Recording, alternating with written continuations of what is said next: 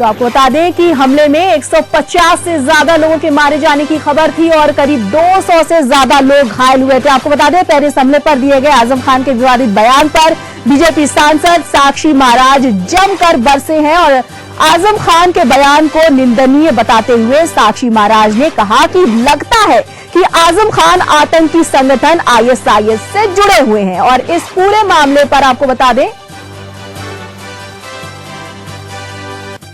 कि जिस तरह से अभी कुछ दिन पहले पेरिस में आतंकी हमला किया गया, उसमें आपको बता दें कि 150 से ज्यादा लोगों के मारे जाने की खबर आ रही है और करीब 200 लोग घायल हुए हैं। और इस फ्रांस में हुई आतंकी हमले को आजम खान ने क्रिया की प्रतिक्रिया बताया था। उसको लेकर बीजेपी सांसद साक्षी महाराज का यह कहना है कि आजम खान के बयान को निंदनीय उन्होंने बताया और साथ ही साक्षी महाराज ने यह भी कहा है कि ऐसा लगता है कि आजम खान आतंकी संगठन ISIS से जुड़े हुए हैं और ये अलकायदा की लिस्ट भी तैयार करते हैं। तो आपको बता दें कि ये सीधे तौर पर बीजेपी सांसद साक्षी महाराज का आजम खान पर हमला है। दरअसल आजम खान ने विवादित बयान दिया था। आजम खान ने कहा था कि फ्रांस में हुए आतंकी हमले की जो आतंकी हमला हुआ वो असल में क्रिया की प्रतिक्रिया थी। और इस पूरे खबर पर ज्यादा जानकारी के लिए हमारे वरिष्ठ सहयोगी के दुबे जी हमारे साथ इस वक्त फोन लाइन पर जुड़े हुए हैं। के जी, आपसे सबसे पहले ये जानना चाहूंगी कि जिस तरह से आजम खान ने ये बयान दिया है और उसके बाद साक्षी महाराज ने जो पलटवार किया है, उस पर अब आगे की रणनीति क्या हो सकती है? देखिए, स्वाभाविक तौर से अब जो है साक्षी महाराज ने जो पलटवार किया है वो साफ इशारा है कि उत्तर प्रदेश के जितने भी अपने बीजेपी के नेता हैं वो आजम खान को घेरना चाहते हैं और ये जताना चाह रहे हैं कि आजम खान ने जो ये बयान दिया है वो बयान जो है वो कहीं न कहीं से भारत के की जो है सुरक्षा व्यवस्था या आतंकवाद को कहीं न कहीं से सपोर्ट करता है। तो ये एक जताने की कोशिश की जा रही थी आजम खान के द्वारा कि सीरिया का पलटवार है। हालांकि आजम खान उसके बाद पलट गए, लेकिन जो साक्षी महाराज तो कल भी बोला था, उन्होंने आज भी ये बयान दिया हो, तो ये जताने की कोशिश की जा रही है साक्षी महाराज के द्वारा कि एक प्रकार से जो आजम खान के जो बयान है वो कहीं न कहीं से आतंकवाद को बढ़ावा देते हैं। तो अलकायदा की सूची में लिस्ट बनाई जाना, तो ये बयान देना साक्षी महाराज से कहीं न कहीं से एक प्रकार से पलटवार है आजम खान का। हालांकि आजम खान उस बात से पलट चुके हैं, लेकिन फिर भी जो है आजम खान की जो फजीयत है वो कहीं न कहीं से हो रही है। और यही ये कारण रहा कि साक्षी महाराज ने ये भी कहा है कि आजम खान के ISI से भी संबंध रहे हैं। हालांकि अब देखना होगा इसके बाद आजम खान इस पे क्या जवाब देते हैं। जी, तो आजम खान के इस तरह के बयान पर क्या सपा सरकार घिरेगी नहीं? क्या सपा सरकार घिरती हुई नजर नहीं आ रही है? क्या उसको नुकसान नहीं होगा? देखिए, समाजवादी पार्टी को बहुत नुकसान है। यही कारण रहा कि कल जो है अखिलेश यादव ने पूरा उससे पल्ला झाड़ लिया था और ये जताने की कोशिश की थी कि इस पूरे मुद्दे पे आजम खान अलग थलग पड़े हुए हैं, पार्टी का उससे कोई लेना देना नहीं है, यहाँ तक कि सरकार से उससे कोई लेना देना नहीं है। क्योंकि अखिलेश सिंह ने, मुलायम सिंह यादव भी कई बार कह चुके हैं कि आतंकवाद से लड़ने की भारत का जो समर्थन करना होगा समाजवादी पार्टी उत्तर प्रदेश सरकार पूरा करेगी। लेकिन आजम खान एक अपना वोट बैंक देख के चलते हैं और आमतौर पर ऐसे ही बयान देते हैं जिससे कहीं न कहीं से हिंदुत्व से जुड़े जितने लोग हैं वो प्रभावित होते हैं। तो ये स्वाभाविक तौर से आजम खान को प्रेशर में लेने की तकनीक है। साक्षी महाराज का जो पलटवार आया है वो उस पर कहीं न कहीं से आजम खान जो और घिरते दिखेंगे, जो उन्होंने कहा है कि ISI से संबंध रहे हैं, तो ये सोच से करके ही कुछ न कुछ साक्षी महाराज ने जरूर कहा होगा। और अब देखना होगा कि उस पर आजम खान अपनी प्रतिक्रिया क्या देते हैं, उसका जरूर इंतजार हो रहा है। जी बिल्कुल, बहुत बहुत शुक्रिया के जी इस तमाम जानकारी के लिए। तो आपको बता दें कि सीधे तौर पर आजम खान पर बीजेपी सांसद साक्षी महाराज ने पलटवार किया है। दरअसल आजम खान ने विवादित बयान दिया था कि पेरिस में जो हमला हुआ है, आतंकी हमला हुआ है, वो असल में क्रिया की प्रतिक्रिया है और इस पर बीजेपी सांसद साक्षी महाराज ने जमकर हमला किया है, वो जमकर बरसे हैं। और आजम खान के बयान को निंदनीय बताते हुए उन्होंने सीधे तौर पर यह कहा है कि आजम खान आतंकी संगठन ISIS से जुड़े हुए हैं और यहां तक कि वो अलकायदा की लिस्ट भी बनाते हैं। तो चलिए बढ़ते हैं आगे। फ्रांस की राजधानी पेरिस में हुए आतंकी हमले को आजम खान के बाद अब IS ने अब यूरोप और अमेरिका के शहरों में हमले की धमकी दे दी है। जी हां, इस्लामिक स्टेट के समर्थकों की ओर से जारी किए गए एक वीडियो में यह कहा गया है कि सीरिया की हवाई हमले करने वाले देश सावधान हो जाएं, उनके साथ भी वैसा ही बर्ताव होगा जैसा कि फ्रांस के साथ हुआ था। धमकी में यह भी कहा गया है कि पेरिस में हुए आतंक के बाद अगला निशाना ब्रिटेन हो सकता है। इसके साथ ही वॉशिंगटन डीसी को भी निशाने पर लाने की तैयारी की जा रही है, क्योंकि अमेरिका ने भी फ्रांस के साथ मिलकर सीरिया में हवाई हमले करके आईएस के ठिकानों को नष्ट किया था और इस धमकी के बाद से ही लंदन में सुरक्षा और ज्यादा बढ़ा दी गई है। हालांकि अब तक वीडियो की सत्यता के बारे में पूरी तरह से जांच नहीं हो पाई है, तो ये सीधे तौर पर अब सतर्क होने की बात है। अमेरिका सहित लंदन सहित अब भारत को भी सीधे तौर पर लड़ने के लिए तैयार हो जाना चाहिए और आईएस जैसे खतरे से अब सतर्क हो जाना की जरूरत है। बढ़ते आगे, अमेरिका के राष्ट्रपति बराक ओबामा ने फ्रांस की राजधानी पेरिस में हुए आतंकी हमले के बाद एक बड़ा बयान दिया है। जी हां, ओबामा ने सीधे तौर पर यह कहा है कि वो इस जमीन पर अपनी थल नहीं बल्कि ओबामा हवाई हमलों से इनकार नहीं करते हैं। इसके साथ ही ओबामा ने मुस्लिम समुदाय को सलाह दी है कि वो अपने बच्चों को आईएस जैसे संक्रमण से बचाएं। ओबामा का यह भी कहना है कि मुस्लिम समुदाय की ओर से क्रूरता का जितना विरोध होना चाहिए उतना करें।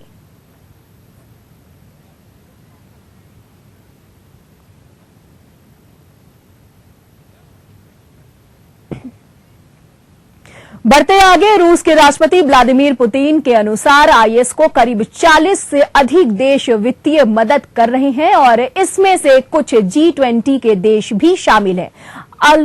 अंताल्या के अनुसार आपको बता दें कि इन्होंने ये भी कहा कि G20 देश के प्रमुखों में इस बात की जानकारी दी है। इसके साथ ही पुतिन ने यह भी बताया कि रूस की खुफिया एजेंसियों की वो रिपोर्ट भी दे रहे हैं जिसमें G20 के पीछे देश समेत 40 से आईएस को वित्तीय मदद देने की बात सामने आई है और उन्होंने सीधे तौर पर इसके सबूत भी दिए हैं।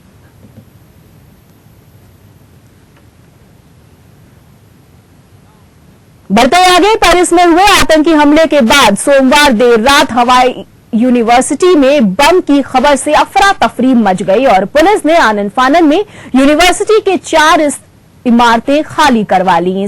हालांकि जांच के बाद इमारत में बम की कोई पुष्टि नहीं हुई है, लेकिन किसी भी इमारत के घुसने से रोक दिया गया है। यूनिवर्सिटी की जिन 4 इमारतों को खाली कराया गया है उनमें साइंस सेंटर, सिविर और थ्रेयर हॉल शामिल हैं। आपको बता दें कि हार्वर्ड की ओर से छात्रों और फैकल्टी सदस्यों को अलर्ट भी जारी कर दिया है।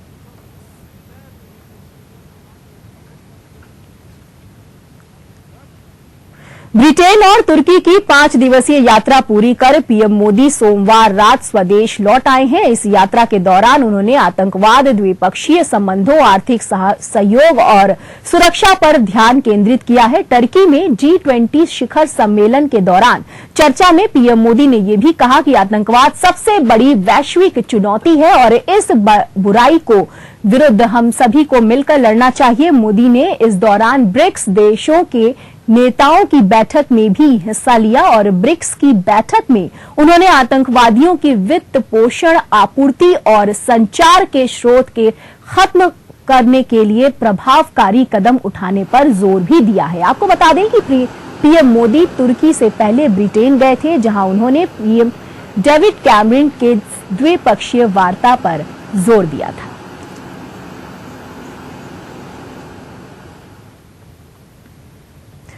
बढ़ते आगे, कांग्रेस उपाध्यक्ष राहुल गांधी की नागरिकता को लेकर छिड़े विवाद के बीच में ब्रिटेन की सरकारी विभाग का स्पष्टीकरण भी सामने आ गया है। ब्रिटेन सरकारी विभाग कंपनी हाउस ने यह कहा है कि राहुल गांधी को ब्रिटिश नागरिकता दिया जाना महज टाइपिंग की गलती हो सकती है और कंपनीज हाउस के एक प्रतिनिधि की एक प्रेस टीम ने सोमवार को यह भी बताया कि हो सकता है कि ये गलती जानकारी सबमिट करने वाले के तरीके पर की गई हो। ब्रिटेन की तरफ से कहा गया है कि हम जांच कर रहे हैं कि डॉक्यूमेंट्स पूरे हैं और हस्ताक्षर सही हों। हमें ये अधिकार नहीं है कि हम कंपनी के जानकारियों की पुष्टि करें कि वो सही है या गलत। गौरतलब है कि सुब्रमण्यम स्वामी ने कुछ दस्तावेज पेश कर राहुल गांधी को ब्रिटिश नागरिक बताया था।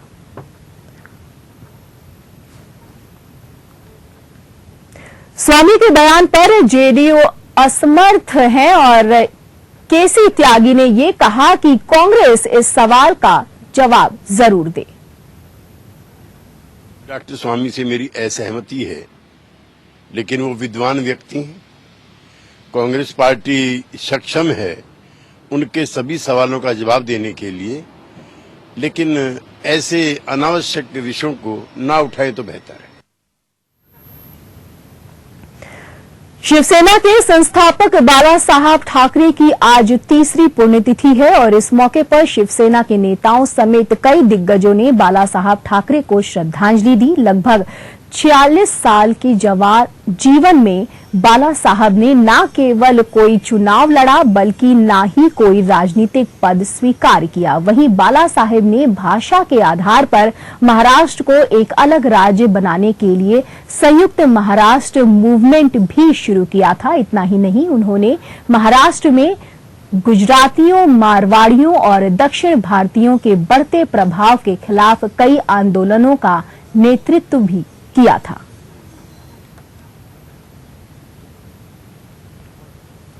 बढ़ते आगे, दिल्ली के नगर निगम अस्पतालों की नर्सें अनिश्चितकालीन हड़ताल पर चली गई हैं, जिससे अस्पतालों में भर्ती लोगों को खासी परेशानी का सामना करना पड़ रहा है।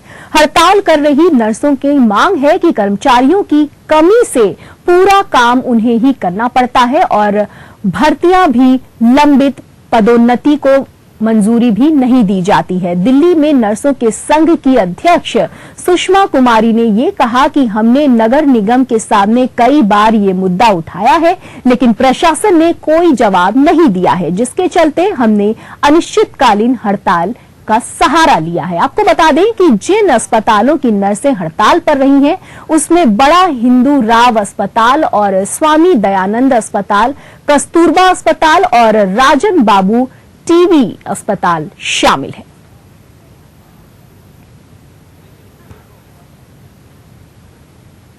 तो चलिए रुकते हैं एक बहुत छोटे से ब्रेक के लिए। ब्रेक के उस पार भी खबरें जारी रहेंगी, बने रहिए सुदर्शन न्यूज के साथ।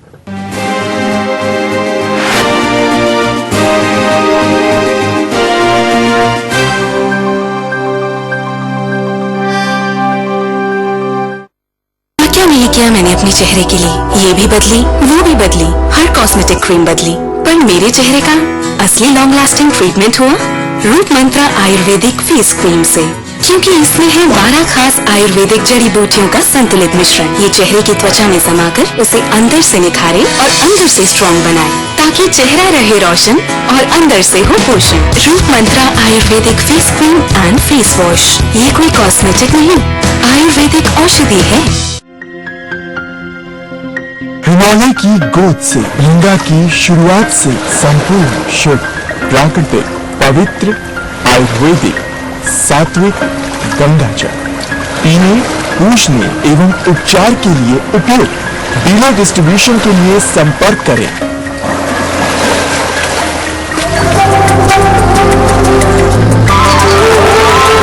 हमारे इंडियन वैल्यूज, क्या बात है।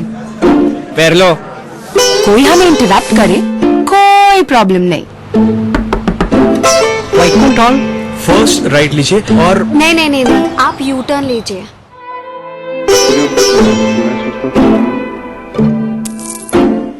पापा। एक मिनट। पर टीवी देखते वक्त क्या हो जाता है इंडियन वैल्यूज को? अब नहीं होगा, क्योंकि वीडियोकॉन D2H में है अनलिमिटेड रिकॉर्डिंग। टीवी को पॉज करो, प्रेम से इंटरप्ट हो जाओ और सिर्फ ₹1 में इंडियन वैल्यूज को मेंटेन रखो। Videocon D2H for Indian values. अम्मा आ गई तू, हुआ बन गई है, बेटी हुई है। ये ले बेटा, बच्ची को थोड़ा शहद चटा दे। ये कायदा सही नहीं है। बिल्कुल सही कहा। बच्चे को जन्म के तुरंत बाद सिर्फ माँ का पहला पीला गाढ़ा दूध ही दें, शहद या और कुछ नहीं।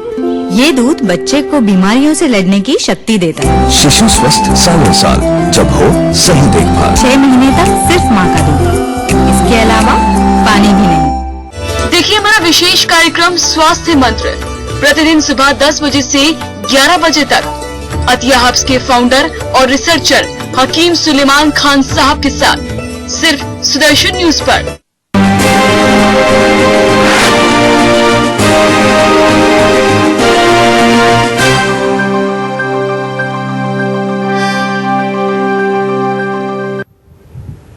ब्रेक के बाद आपका स्वागत है और बढ़ते हैं आगे। दिल्ली पुलिस की स्पेशल सेल के एपीसी ने अपनी सर्विस रिवॉल्वर से खुद को गोली मार ली। वहीं उनकी पत्नी ने रहस्यमय हालत में अपने फ्लैट की 4थी मंजिल से छलांग लगा दी।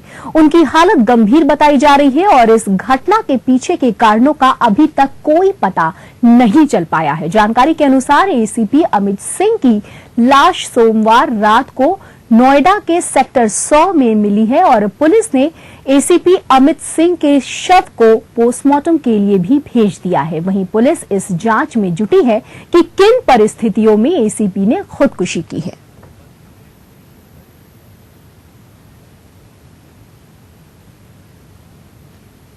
चलिए बढ़ते हैं आगे। दक्षिण भारत में हफ्ते भर से हो रही मूसलाधार बारिश से जनजीवन पूरी तरह से अस्त व्यस्त हो गया है। भारी बारिश से अब तक 105 लोगों की मौत हो चुकी है, जिसके बाद लोग शहर छोड़कर सुरक्षित जगहों पर जाने के लिए मजबूर हो गए हैं। आपको बता दें कि आज फिर से मौसम विभाग ने चेतावनी जारी की है और ये कहा है कि अगले 2 दिनों तक तमिलनाडु, आंध्र प्रदेश और कर्नाटक में इसी तरह से तेज बारिश होती रहेगी, जिसके चलते एनडीआरएफ की 11 टीमें और सेना के 4 हेलीकॉप्टर को तमिलनाडु में तैनात कर दिया गया है। वहीं भारी बारिश की वजह से बुधवार तक होने वाली यूनिवर्सिटीज की परीक्षाओं को भी रद्द कर दिया गया।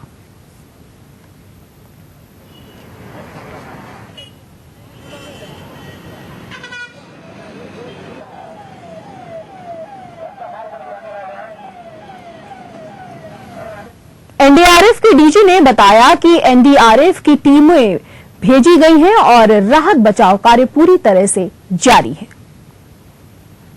जो जगह है जहां पे एक लेक ओवरफ्लो किया है, उसमें काफी फ्लडिंग की सिचुएशन बनी हुई है। वहीं पर हम सारी टीम्स को कंसंट्रेट कर रहे हैं और वहीं हम रेस्क्यू एंड रिलीफ ऑपरेशंस शुरू कर रहे हैं। सो हमें उम्मीद है कि आज दिन भर में हमारी स्थिति में काफी सुधार होगा। 1400 से ज्यादा लोग हम लोगों ने उनको रेस्क्यू किया है और उनको सेफर सुरक्षित जगहों पे लाए हैं। अभी तो हमारी टीम्स जो है गुंटूर और तमिलनाडु से गई है और वो बाई रोड गई हैं। कुछ जगहों पे रोड खराब है या रोड वॉश आउट हो गया है, उन दिक्कतों का हम सामना कर रहे हैं, लेकिन फिर भी हम मुस्तैदी से पिछले 3 दिनों से 4 दिनों से काम कर रहे हैं। रुक करते हैं अगली खबर का। पाकिस्तान से भारत आई गीता के परिवार वालों की पहचान नहीं हो पाई है। उधर गीता की कहानी में एक नया मोड़ आ गया है। गीता के पिता होने का दावा करने वाले जनार्दन महतो से गीता का डीएनए मैच नहीं हुआ। अब तक गीता को अपनी बेटी बताने का दावा करने वाले जनार्दन महतो की डीएनए रिपोर्ट से साफ हो गया है कि गीता जनार्दन महतो की बेटी नहीं है। आपको बता दें कि 12 साल बाद पाकिस्तान से भारत लौटी है, जो बोलने और सुनने में असमर्थ है, सक्षम नहीं है, लेकिन भारत लौटते ही उसने महतो परिवार को पहचानने से साफ साफ इनकार कर दिया, जो बिहार के सहरसा के रहने वाले हैं। गीता फिलहाल मध्य प्रदेश के इंदौर में एक मूक बधिर संस्थान में रह रही है।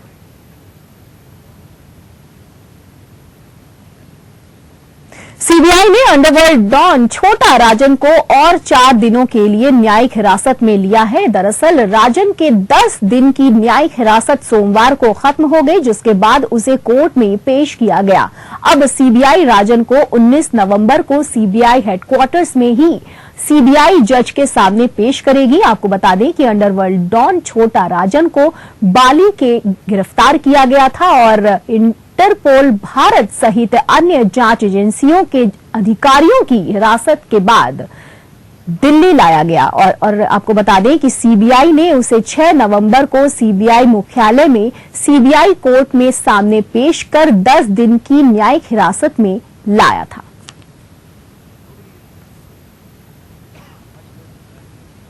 तेल और गैस की कमी से जूझ रहे नेपाल को चीन से एलपीजी गैस सप्लाई करने की पेशकश की है। दरअसल नेपाल भारत सीमा पर मधेशी आंदोलन की वजह से ट्रकों की आवाजाही बंद है, जिसके चलते नेपाल में ईंधन का संकट खड़ा हो गया है। बताया यह भी जा रहा है कि चीन में नेपाल के राजदूत डॉक्टर महेश मस्की का यह कहना है कि चीन एलपीजी गैस बुलेट सीधे काठमांडू पहुंचाने के लिए सीमा पर एक साझा कस्टम पोस्ट बनाने के लिए राजी हो गई है। एलपीजी के एक बुलेट में आपको बता दें 1250 सिलेंडर आते हैं और नेपाल में एक महीने में 15 लाख गैस सिलेंडरों की खपत पूरी होती है। इस बीच चीन के नेपाल को 13 लाख लीटर तेल देने का वादा भी किया है, जिसमें से 90% तेल नेपाल भेज दिया गया है।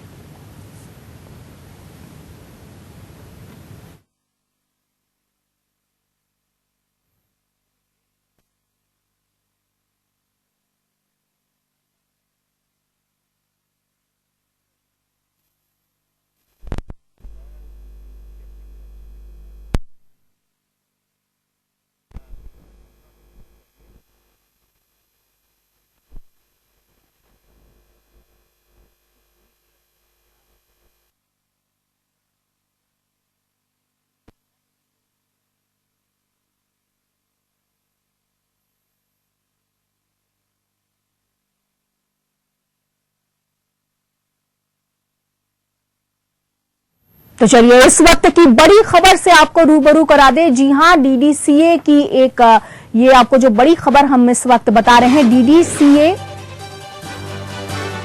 को दिल्ली हाईकोर्ट की नसीहत। जी हां, डीडीसीए को दिल्ली हाईकोर्ट की नसीहत मिली है और दिल्ली सरकार से झगड़ा सुलझाए डीडीसीए। ये सीधे तौर पर डीडीसीए अपने समस्याओं को लेकर दिल्ली हाईकोर्ट के पास गई थी, लेकिन डीडीसीए की बात पर हाईकोर्ट ने सीधे तौर पर यह कहा है कि आप अपने झगड़े को खुद ही सुलझाएं। दिल्ली सरकार ने सीधे तौर पर डीडीसीए को ये नसीहत, दिल्ली सरकार और डीडीसीए में जो झगड़ा चल रहा था उसे दिल्ली हाईकोर्ट ने सीधे तौर पर यह कहा है कि आपके बीच जो भी मतभेद हुआ है उसे आप आपस में खुद सुलझाएं। तो सीधे तौर पर डीडीसीए को दिल्ली हाईकोर्ट की नसीहत मिली है और नसीहत में ये कहा गया है कि आपका जो भी विवाद है, जो भी झगड़ा है, दिल्ली सरकार से झगड़ा सुलझाए डीडीसीए। दिल्ली सरकार से डीडीसीए का जो भी विवाद चल रहा है उसे आपस में ही सुलझाए, उस पर कोर्ट कोई भी हस्तक्षेप नहीं करेगा। तो सीधे तौर पर आपको बता दें कि दिल्ली सरकार से झगड़े को लेकर डीडीसीए को दिल्ली हाईकोर्ट की नसीहत है और नसीहत में ये कहा गया है कि आप दिल्ली सरकार और डीडीसीए के बीच जो भी मतभेद है, जो भी झगड़े हैं या जो भी परेशानियां हैं, उसे खुद डीडीसीए को समझाना होगा। और इस पूरी खबर पर ज्यादा जानकारी के लिए हमारे खेल विशेषज्ञ हमारे साथ जुड़े हुए हैं अमित पांडे। अमित, पूरी तरह से आप विस्तार में बताएं कि आखिर ये पूरा मामला है क्या? जिस तरीके से ये मामला सामने निकल के आया है, डीडीसीए और दिल्ली राज्य सरकार के बीच एक झगड़ा चल रहा है, जिसको लेकर दिल्ली सरकार का ये आरोप है डीडीसीए पर कि वो जो मनोरंजन टैक्स है वो भुगतान नहीं कर रही है डीडीसीए, जिसको लेकर उसने आपत्ति जताई है कि जो भारत और दक्षिण अफ्रीका के बीच चौथा टेस्ट मैच खेला जाएगा, जो कि 3 दिसंबर से 7 दिसंबर तक चलेगा, इसको लेकर वो नहीं कराने के लिए ये झगड़ा चल रहा है कि जब तक वो दिल्ली सरकार का ये कहना है कि जब तक डीडीसीए इस टैक्स को नहीं चुकाएगी तब तक हम किसी भी प्रकार का आयोजन नहीं करने देंगे। तो उसको लेकर बीसीसीआई ने डीडीसीए से एक जवाब मांगा था 17 तारीख तक, यानी कि आज का जो था वो जवाब मांगा था कि डीडीसीए और दिल्ली सरकार आपस का ये जो झगड़ा है वो सुलझा के हमें बताए, क्योंकि जो चौथा टेस्ट मैच है उसका आयोजन करना है। तो उसको लेकर डीडीसीए दिल्ली हाई कोर्ट में याचिका दायर की थी, उसमें उसको लेकर सुनवाई 2 बजे में होगी। उसको लेकर उसने नसीहत दी है दिल्ली हाई कोर्ट में कि इस मामले को डीडीसीए और दिल्ली सरकार खुद ही सुलझाए इस झगड़े को, क्योंकि जिस तरीके से ये दोनों के बीच का ये मामला चल रहा है उसमें पैसे को लेकर है। तो ये समय की कमी है। एक छोटा सा प्रश्न और है मेरा कि क्या अब डीडीसीए अपने जो उनकी जो मांगे थी या जो भी समस्या थी दिल्ली सरकार से, उसे लेकर सुप्रीम कोर्ट जा सकते हैं या आपस में ये सुलझाएंगे अपनी बात को? जिस तरीके से ये झगड़ा है उसको लेकर 2 बजे की हाईकोर्ट की सुनवाई होनी है, जिसमें डीडीसीए साफ तौर पे ये कहेगी कि जो उसको पैसे की बात आ रही है उसमें 1 करोड़ रुपए लेने को कहा है डीडीसीए को। तो यहाँ पे पूरी तरीके से साफ है कि जब तक इस पैसे को वो भुगतान नहीं करेगी तब तक दिल्ली सरकार किसी भी तरीके का कोई भी मैच कराने से इनकार करेगी। तो यहाँ पे साफ तौर पर डीडीसीए को इस तरीके के जो मनोरंजन टैक्स को लेकर है, इस तरीके की चीजों को लेकर उसे भुगतान करना होगा। हालांकि अगर बीसीसीआई की बात करें तो बीसीसीआई किस तरीके से इसे लेती है, अब उसके ऊपर है, ये देखने वाली बात होगी। जी बिल्कुल अमित, बहुत बहुत शुक्रिया इन तमाम जानकारी के लिए। तो फिलहाल के लिए इस वक्त की बुलेटिन में बस इतना ही। देश दुनिया की तमाम बड़ी खबरों के लिए जुड़े रहिए सुदर्शन न्यूज के साथ। मुझे दीजिए इजाजत। जय हिंद।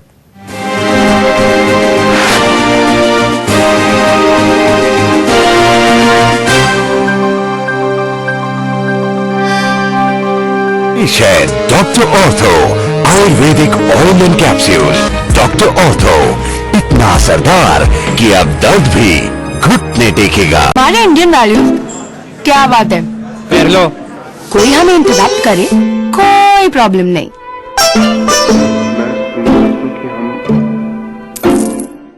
पापा पापा एक मिनट, पर टीवी देखते वक्त क्या हो जाता है इंडियन वैल्यूज को?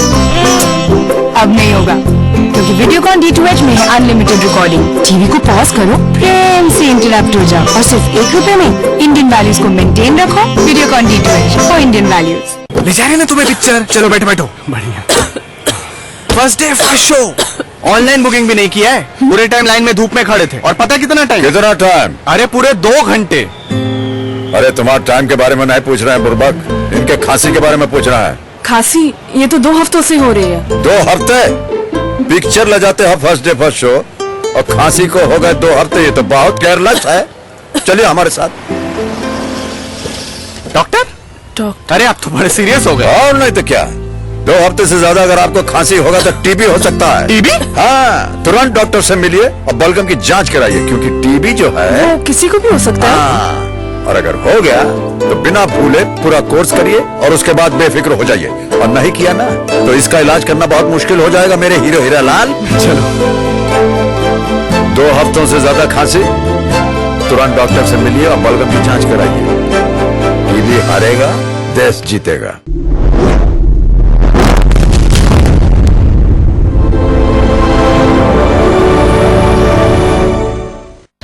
अब Sudarshan news Airtel digital TV के चैनल नंबर 266 पर उपलब्ध। इस नए संगीत के प्रायोजक हैं डॉक्टर ऑर्थो, अब दर्द भी घुटने टेकेगा।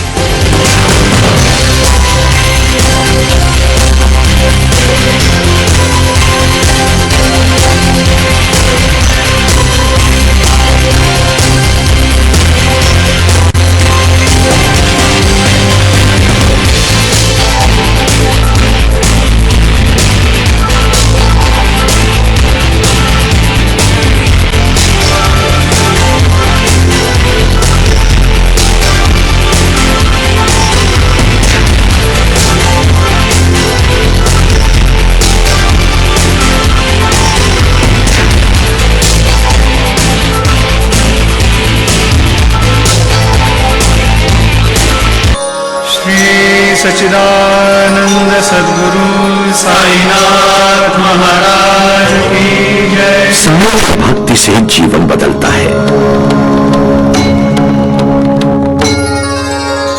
साई की कृपा से भाग्य संवरता है। साई नमो नमः। पहुंचेगी साई कृपा सीधे आप तक। नमो नमः। जय जय साई। देखिए हर रोज साई काकड़ आरती सुबह 4:30 बजे, साई सेज आरती रात 10:30 बजे। हिमालय की गोद से गंगा की शुरुआत से संपूर्ण शुद्ध प्राकृतिक पवित्र आयुर्वेदिक सात्विक गंगा जल पीने, पूजने एवं उपचार के लिए उपयुक्त। डीलर डिस्ट्रीब्यूशन के लिए संपर्क करें।